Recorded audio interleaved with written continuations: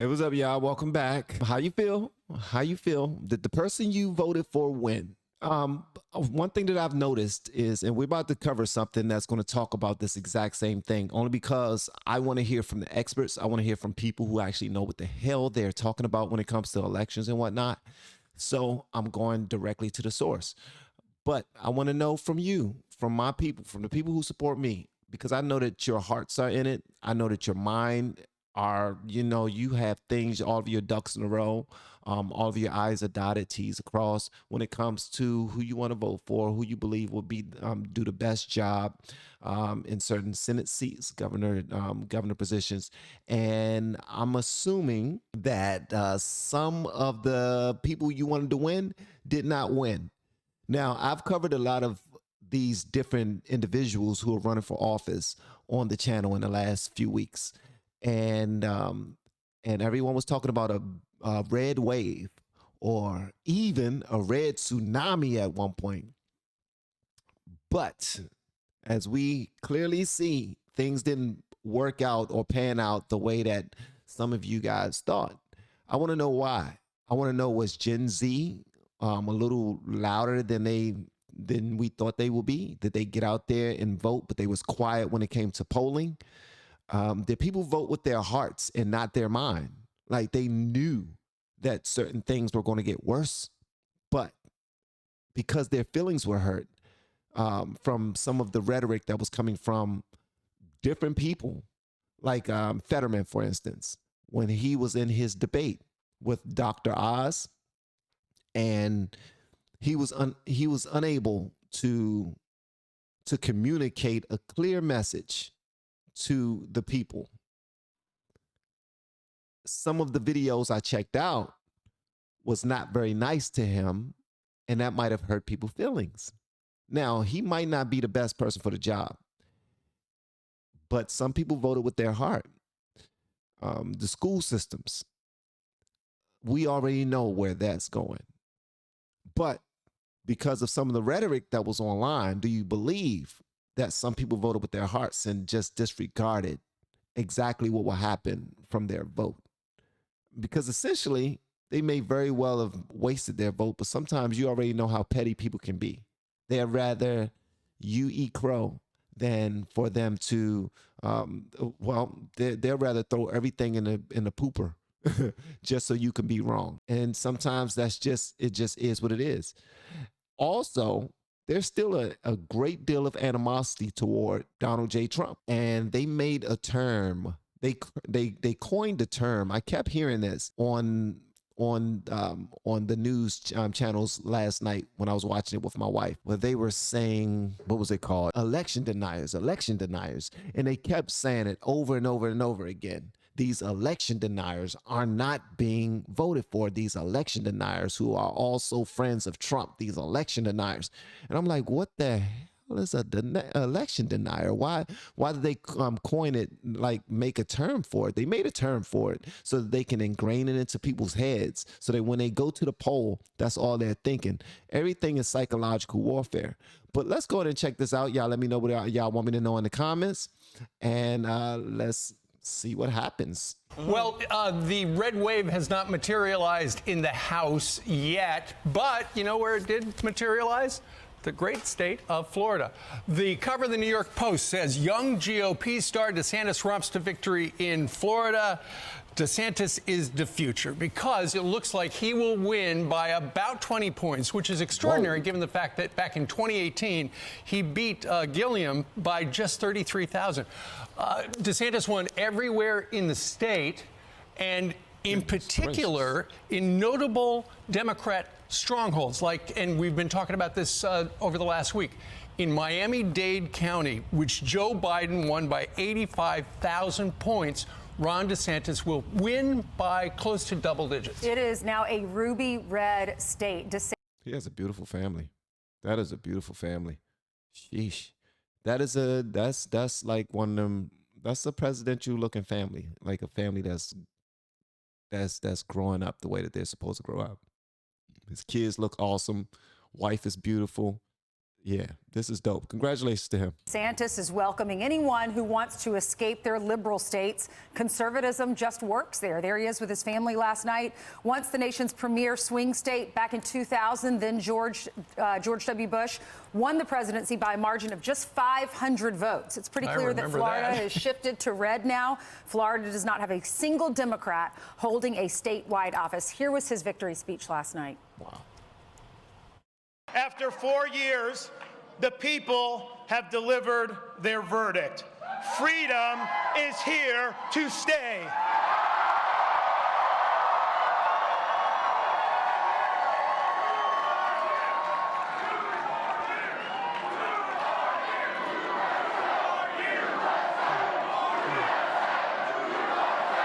We saw freedom in our very way of life and so many other jurisdictions in this country wither on the vine.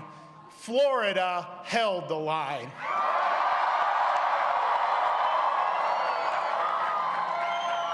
You hear him getting all choked up. He's getting choked up too. That's dope. That's dope because he really believes in this, in the people who voted for him. He believed. Matter of fact, he is completely taken over with joy right now because the people that believed in him went out there and backed up their talk. They backed it up. They went to the poll and they said, we're stomping for you, which is amazing. Shout out to him for that. Also, I'm hearing that there's people out there saying 2 more years, too, because they expect for him to run for president in 2024. But I'm hearing that this is going to be a cat fight. I'm sorry, not a cat fight, a dog fight. This is going to be hard for him, pause, because apparently they're saying that the guy who won for California is also going to run against him. And they're saying that this dude is rich and he's popular and he's running in place of Joe Biden. What do y'all think about that? Please let me know what y'all want me to know about that one right there, because that's exciting. Like that right there that will get my attention. We chose facts over fear. We chose education over indoctrination. We chose law and order over rioting and disorder. Florida was a refuge of sanity when the world went mad. We stood as a citadel of freedom for people across this country and indeed across the world. So my man said a citadel of freedom. We stood as a citadel. Now, okay, first of all, I'm going to say it again. Congratulations to DeSantis. What I'm hoping for, oh my God, if Katie Hobbs beat Kari Lake, I don't know what to say. I don't get it. That just tells me that people are voting for with their hearts, and that's it. That is it. That's it. They are picking on Katie too much. We got to get out there and save her. I can't believe they're picking on her, because clearly Kari Lake is the best option, in my opinion. But again, I am new to this politics thing. Yeah, I could very well be off. And a lot of people were on the Walker when Walker was up. I don't know if Walker is still up or if they called that one already, but that one was a really close one. They were saying that could potentially be a runoff if neither one of them hit 50. I don't know. I'm trying to figure it all out myself, but that right there is another one I'm watching. The other thing to add in, another one who had a convincing victory despite zillions of dollars being spent against him was Marco Rubio. He was really strong. Val Deming's law enforcement background, high-profile name, very good speaker, huge dollars behind them. But bottom line is Marco Rubio is not vulnerable because he's done a very good job. He was basically the Secretary of State for the Central and South America under Trump, and then he was the mind behind the PPP loans. Well, the execution was fine, and you had to follow up to see who took advantage of the system. It shows he acted under pressure to get people money when they were forced to give up their jobs. So it does not surprise me. The other thing is that people constantly speculate. When you are unhappy with your state and you move to another state, are you going to take your politics with you? Marco Rubio got the biggest ears in the world, and you can tell because his son has his ears. Now, I'm not making fun of him, try to embarrass him or disrespect him or anything like that. I actually was made fun of a lot when I was in school because of my ears. My ears, see, look at my ears. You see them bad boys?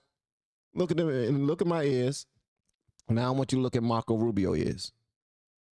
Look at my ears, Marco Rubio ears. Mine, Marco. Mine, Marco. Marco Polo. Marco Polo. All right? So that's all I want y'all to see. For some strange reason, I thought that was important commentary in order to put out there. So far in Texas, the answer is no. And so far in Florida, the answer is no. But it just so it's a segmentation of America. However, if you look at what happened in New York with Lee Zeldin closing in tight on Kathy Hochul despite $50 billion in her coffers and outnumbering Republicans 3-1, you see how many seats shifted. And right now, Zeldin's probably within 5 points. It might be out of reach for him. There's no big. Hold on 1 second, because they're playing. They just now. Many seats shifted. There it is right there. So, yeah, I don't see this, but it says 62% of the votes are in for Hobbs and Lake. And right now the numbers are 50.9% Hobbs and Lake 49.1%. And it looked like Hobbs is up 32,000 points. A little less than 30. No, it's 32,000 points. 32,001, to be honest. 32,001 votes is what she's up. Yeah. So I need for Lake to win that one. I don't know why. I don't live in Arizona. Never been to Arizona. Don't even know if I want to go to Arizona. Be honest with you. I don't know what Arizona offers. But I do want Kari Lake to win that one because they're calling her the second coming of Trump is what they're calling her. And they fear that lady. They fear her. And usually when the fear is there, I'm thinking this must be some real business behind it as well. And right now, Zeldin's probably within 5 points. It might be out of reach for him. There's no been concession there. You see there's some unhappiness. But I don't know about you guys. I'm shocked there was a no red wave. If you think about inflation, a 40-year high, crime, the worst since the 1980s, the unpopular president with an agenda that's more green-oriented than people-oriented. I love that he said that. Now, that right there is a talking point for the left. The same thing he just now said is an actual talking point for the left. They're saying, wait a minute. Nothing is going right now. Absolutely nothing is going right now. So why is there not a red wave? And they're saying that the reason why there's not a red wave, like everyone assumed that there will be, because everyone, man, the Democrats were getting scared, really afraid of what was going to happen. And they still are when it comes to certain things. But what happened last night is giving them hope. That's why I asked y'all earlier what happened. Like, I really want to understand. Y'all can break it down to me better than anyone else. But he just now pointed out the economy, crime, like all this stuff is not going in the favor of the left right now. So what the heck happened? Other than people voting with their hearts and not their minds, because they definitely need their minds this time. And evidently, Jen Psaki said last night, she called the White House and she says they are giddy on the results, which I think is premature because they could lose both chambers still. And one looks very much in Republican hands, although not officially there. It's just clear that our country is completely divided now. You're either very conservative or you're radical and you're progressive and you're woke left. And the facts don't seem to matter here. Some of these individuals that won, when you look at their records, they are so extreme and so progressive. People are just dug in. They're dug in really deep right now. And John Fetterman, you're talking about? Absolutely. He is so extreme, wants to open up a third of the prisons. Doesn't frack? Yeah, exactly, and lied about it. How about Mandela Barnes? I mean, he wants to open 50% of the prisons. Right. He's and he's running against Ron Johnson, but it's still tight. But how do you explain this country now, Brian, to your point? I mean, we have open borders, record gas prices, inflation is the worst in 40 years. The president's approval ratings are so bad, worst crime since the 1980s, and yet I heard last night this is an indictment on the Republican Party. Is it? I mean, how are these issues, when our country is in such a bad state right now, how is this not a red wave? It's not a red wave because, in my opinion, the left is doing a far better job at painting atrocities and traumas and fear, spreading fear. And because of that, along with COVID, people are far more fearful. And if the people who can paint the fear the best, they're the ones that win. To them goes the spoils, in my opinion. But I could be wrong. Well, you know, when you look at how the Democrats, and Brian, to your point, I get why the White House would be giddy, because yesterday we were talking about, you looked at the polls, and they suggested that there's going to be a gigantic red wave. There has been no red wave yet, but it's still too close to call regarding the Senate, and a bunch of House seats have not been called, so they lean to the right for the most part. They're leaning toward the Republicans. But I think what was proven yesterday is America is more in the middle. And ultimately, well, there are a lot of people who are very strident in their politics, but there are the people in the middle who ultimately decided. If the Democrats were able to limit their losses through the issue of abortion, and I was looking over at the CNN exit polls, they said that 27% of the voters in House races said that abortion was their #1 issue, second only to inflation. And of those who cited abortion as their most important issue, 76% voted for the Democrat. Also, abortion voters sided with Democrats in favor of abortion rights in Michigan, California, and Vermont. So while we've been talking a lot about inflation, and it certainly does impact people, it seems like abortion was a gigantic motivator for Democrats. Yeah, Wow. and we're going to see what happens, because you mentioned radical up the middle. Mandela Barnes is way to the left in Wisconsin. John Fetterman is way to the left in Pennsylvania. Yep. Adam, Warnock is very. Warnock is way to the left, pretending that he wasn't in Congress. But listen, right now there's so much to determine. This is why you got to watch throughout the show. Things are changing. Think about Nevada. Right now we're 48-48. Adam Waxel slightly in front. And then you see what's happening in Georgia. We look like we're heading to a runoff. I don't think anyone doubts that. But we'll see what the runoff will mean, because you have also in the Senate race Mark Kelly with his lead, but is shrinking in Arizona. All this is developing throughout our show. Well, Florida everyone's watching Florida. That was interesting, the New York Post cover, the future. So we'll find out if he's going to run for president. We don't know yet if President Trump is going to run for president. It was very telling, Ainsley, in that soundbite we ran with Ron DeSantis, they were chanting 2 more years. Clearly, those people are thinking he's going to the White House. Well, see, I catch everything, man. I'm getting good at this. I don't care what y'all say. Y'all probably say, man, he's a trash reactor. I don't like the way he reacts to stuff. I'm getting good at this. I'm out here putting up shots. I'm putting up layups, and I'm shooting free throws right now. But when I start doing the 3-pointers and I'm practicing and knocking them bad boys down at a 50% clip, ooh, you're gonna be like, this is the best reactor I've ever seen in my life. All right, so check this out. So, like I said before, this is extremely interesting. And I'm going to be honest with you. And I hate to say this. I don't think Trump should run. I don't think Trump should run. That's just me. That's just me. I don't think he should run. I think it would just put a stain on top of what's already out here. People are banding together through pure ignorance. Through pure ignorance, people are banding together, and you see what's happening. So, if you want to win the White House, it would behoove you, in my opinion. Now, I could be wrong, because I think Trump's cool. I didn't before, but now I do. And he will be far better than what Joe Biden is doing right now in the White House. But I don't think he should run.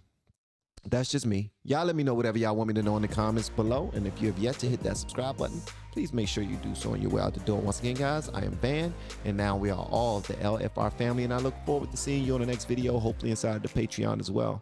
Y'all have been amazing per usual.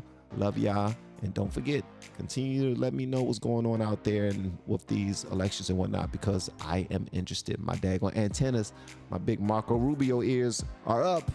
See, now from here on out, y'all gonna be noticing my ears. Y'all gonna be looking at my ears like, God dang, he got some big old ears. All right, so I'll see y'all next time. Love y'all.